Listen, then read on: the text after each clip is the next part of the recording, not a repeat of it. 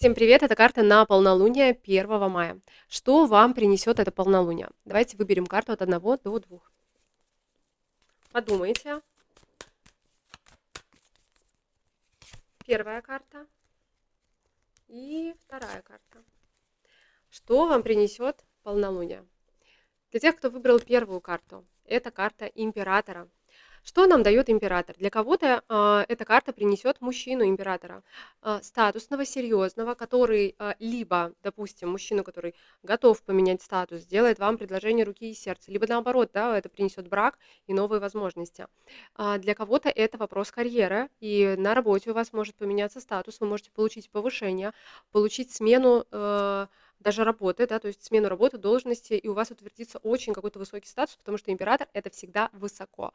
Это, наверное, то, к чему люди стремятся годами, и в мае это полнолуние принесет вам это. По императору также может прийти и больше ответственности, и больше новых возможностей, и больше ответственности.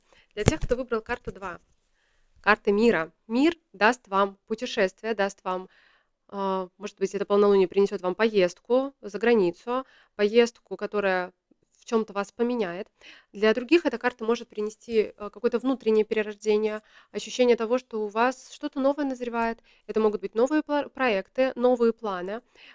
Также карта мира для кого-то может принести беременность, если вот у вас прям вопрос был такой, беременность, зарождение новой жизни.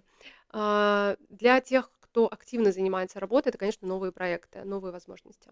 Прекрасные полнолуние, прекрасные карты, это все продвижение вперед. Обязательно ставьте лайк, пишите, какую карту вы выбрали и какое событие вы принимаете.